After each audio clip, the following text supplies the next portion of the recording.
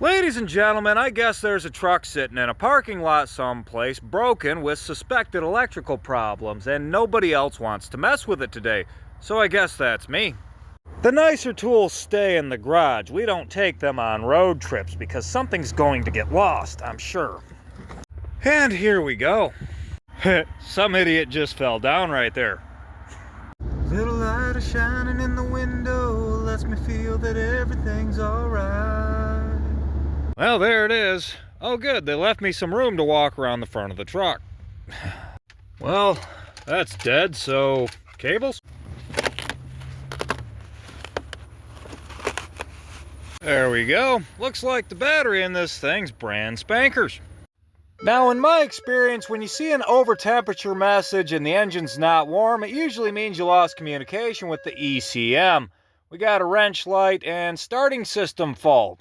It doesn't even click. There's nothing there. See if we can scan it. No automatic ID. It doesn't look too hopeful. We'll just scan the whole truck. I'll sit down in my car and we'll let the battery charge a minute. Just as I thought, we've got UCOs, lost communication with the ECM, PCM, body control module. This is just going to go on forever because everything's lost communication with everything. Let's see if we can find the problem, or at least get the thing to start. I'm from Michigan, I'm used to the corrosion, so I know about where to look for these problems. The first thing I'm going to do is look for voltage on the other side of this big fuse right there, which I have. Now I'm going to go over to the fuse box. That doesn't look too promising, guys. We've got voltage. Let's check all these little fuses. Now over here on this side of the fuse box, I don't have... This is just grounding out somehow. Now some of you guys are going to hate me for this, but it's cold out here and half of that power distribution box is dead. So what I'm going to do is I'm just going to jump power from one side of it to the other.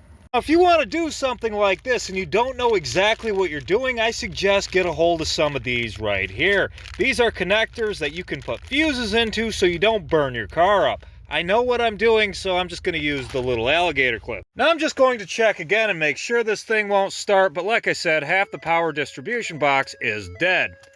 No go. Take this alligator clip and clip it to this little test spot right there. Then I'm going to run it over to this corroded piece of crap right here. We got power and I just heard the injectors click. Let's see what it does. Okay, messages are gone. Let's give her a crank. It's alive. She runs. It's definitely not fixed, but now I can take this someplace warm and do a proper diagnostics and repair. I guess they want me to fix it, so I'm going to drive this thing back to my shop and hopefully get a ride back to my car. And we made it! You guys remember that time some idiot fell down right there? That was awesome. Yeah, that power wire's rotted almost all the way through. That's a pretty good sign of what we're getting into when I remove that power distribution box. But I think that's going to be another video. So until then, ladies and gentlemen, I'm Tony Shalda, and this has been a 6.2 liter 2014 Ford F250 electrical issue.